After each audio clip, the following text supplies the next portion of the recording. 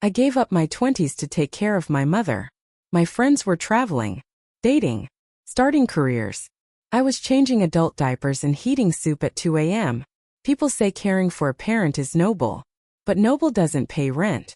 Noble doesn't give you your life back. My name is Claire. I'm 32 now. But when I was 25, I walked away from grad school to move back into my childhood home, because my mom had a stroke, and someone had to help her recover. That someone became me. I don't even remember deciding, honestly. It was just expected. My sister Danielle lived 3 hours away.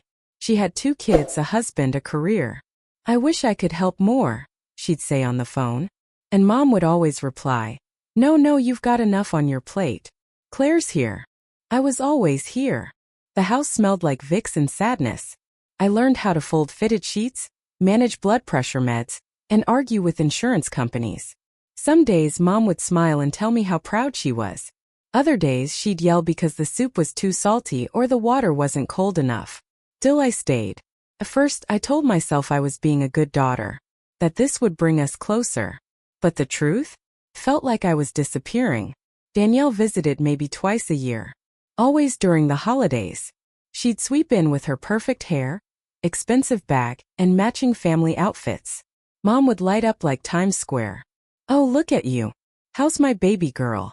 She never used that tone with me anymore. To her, I was the caretaker, the background, the help. I told myself it didn't matter. That one day, Mom would understand what I gave up for her. That she'd appreciate it. That we'd have a moment, just one, where she saw me.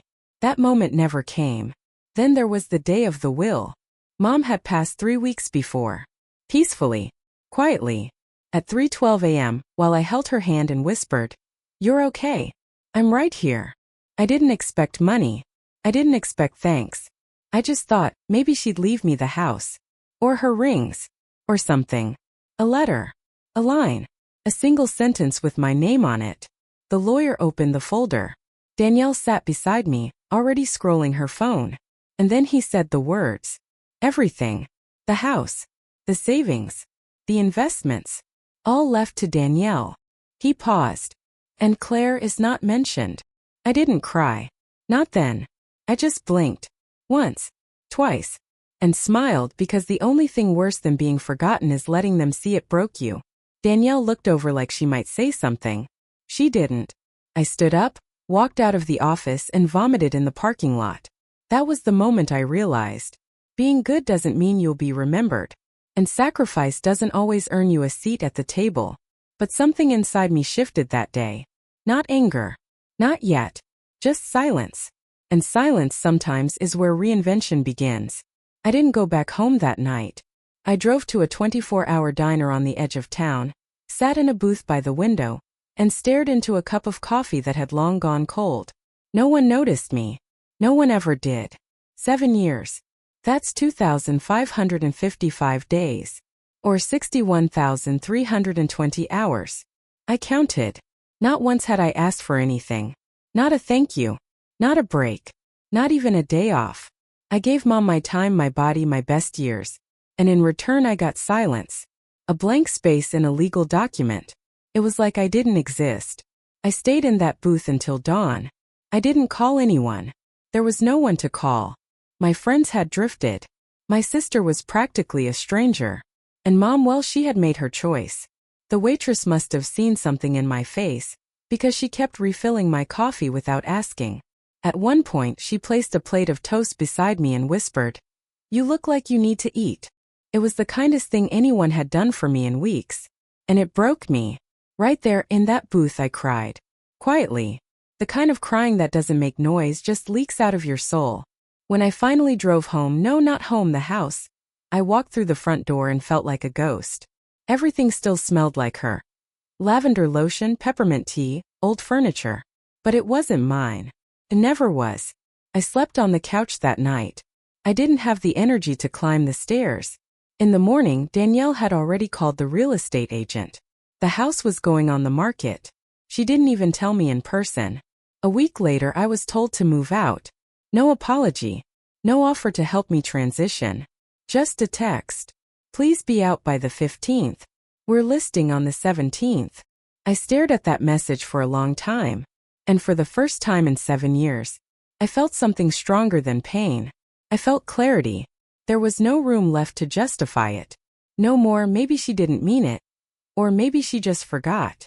No, she didn't forget. She chose. They both did. And if they could choose themselves, then maybe I could choose myself too. I started packing my things that night. Not like someone who was being kicked out, but like someone who was walking away from a fire. Each drawer, each shelf, each closet. I peeled off the pieces of my life like old wallpaper. Faded, torn, but still mine. I found my old journal, tucked behind the medicine cabinet. I hadn't written in it in years. The first page read, "Don't disappear for people who wouldn't notice if you were gone." I stared at that line for a long time. Then I packed it last. Because from that day forward I promised myself I would never disappear again. I moved into a one-bedroom apartment on the edge of town. It was tiny, barely big enough to fit my mattress and a fold-up table, but it was mine. And for the first time in 7 years I locked the door behind me. And no one called my name. No requests. No emergencies. No guilt. Just silence. And that silence, it was terrifying at first, but eventually it became sacred. I got a job at a local bookstore. It wasn't glamorous. Minimum wage, part-time, mostly stocking shelves and cleaning the coffee station.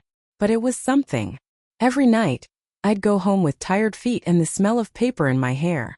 And every night, I'd sit at that little fold-up table and write. Not in my journal. In Google Docs. Business plans. Marketing notes. Branding concepts.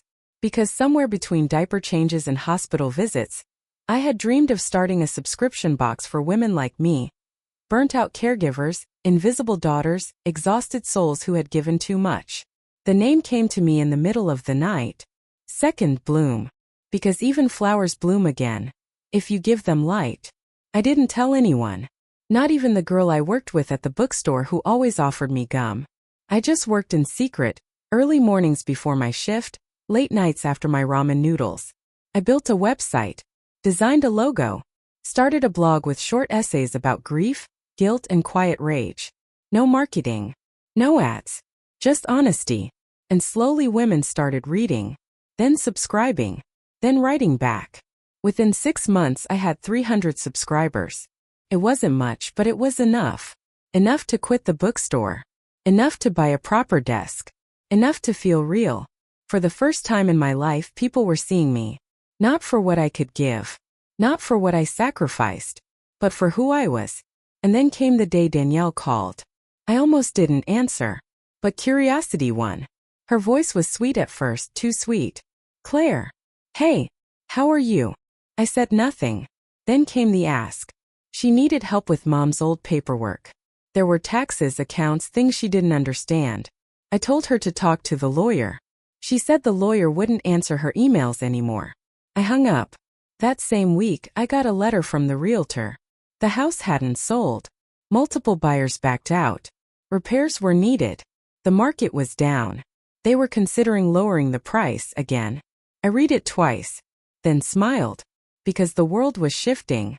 Not dramatically. Not loudly. But one quiet step at a time.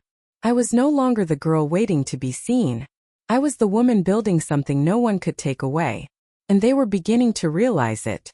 It was a Sunday in early spring when Danielle invited me to brunch. Her tone was casual, but I could hear the hesitation behind her words. "We're having a little get-together. A few old friends, some family. You should come." I almost declined. But then I thought, why not? Let them see me. Let them see what they lost. I wore a soft green dress I'd thrifted 2 weeks prior. Simple. Modest. But it fit me perfectly. I looked like peace. The brunch was held at a trendy cafe downtown. Danielle's kind of place. Loud music, too many mirrors, overpriced eggs. The kind of place that screams, "Look at me." I arrived 10 minutes late on purpose. Just enough time to be noticed. She didn't recognize me at first. Danielle was mid-sentence when she looked up. Her laugh froze halfway. Then she smiled like nothing had happened. "Claire. Oh my God, you look amazing." I smiled back. A soft, polite smile. The kind you give strangers. There were at least 15 people there. Old friends. former neighbors, even some extended cousins I barely remembered. Everyone talked over each other. Champagne glasses clinked. Photos were taken. And then, somewhere between mimosas and dessert, Danielle raised her glass. To family, she said. To strong women who hold it all together. I nearly choked on my water. But I said nothing. Until someone asked the question. So Claire, what have you been up to? The room quieted just slightly. I looked up. And for the first time I told them. I run a business, I said. A subscription company for women navigating grief and burnout. A few eyebrows lifted. Danielle laughed awkwardly. Oh, that's cute. Like a hobby. I met her eyes. No, it's not a hobby. It's a company with nearly 10,000 active subscribers. We just got featured in a national wellness magazine. And next month, I'm speaking at a mental health summit in New York. Silence. You could hear a fork drop. One of the cousins leaned forward. Wait, you started Second Bloom? I nodded. My wife swears by it. She has the journal, the tea blends, the entire self-healing box. Danielle's face turned pale. Someone else pulled out their phone. Hold on, is this your website? Wow, these numbers are insane. I didn't gloat. I didn't raise my voice. I just sat there calm, sipping water while the truth did the work. Danielle tried to pivot the conversation. She mentioned her kids, her husband's promotion, the real estate struggles with mom's house. But no one was really listening. They were too busy looking at me differently. With curiosity. With respect. With a hint of guilt. As we got up to leave, Danielle grabbed my arm gently. I didn't know. I mean, I had no idea you were doing all this. I looked at her. Not with anger. Not with bitterness. Just clarity. You didn't want to know. She opened her mouth to reply, but nothing came out. And that silence. That was everything. I left before dessert. No goodbye. No hugs. Just one last glance in the mirror by the door. And for the first time in years, I liked the woman looking back at me. It's been a year since that brunch. I still remember the look on Danielle's face when the room shifted. When she realized I was no longer the invisible one. But that moment, it doesn't matter to me the way it used to. Because my life is quiet now. And full. And mine. I wake up early not because someone needs me but because I want to. I drink coffee by the window in my apartment, the same one I moved into when I had nothing but a suitcase and a silent promise to myself. Now it's filled with plants, books, and sunlight. Second Bloom has grown beyond anything I imagined. We've partnered with nonprofits. We shipped to 7 countries. We launched a scholarship for women re-entering the workforce after caregiving. But the real success? I laugh again. I breathe deeper. I trust my own voice. Danielle still reaches out sometimes. She sends updates, photos of her kids, occasional messages about how proud she is of me. I answer when I feel like it. There's no anger left. Just distance. And boundaries. She still owns mom's house. But she can't seem to sell it. I drove past it once. The shutters were fading. The grass overgrown. It used to feel like the center of my life. Now it's just a building. The memories live in me. Not there.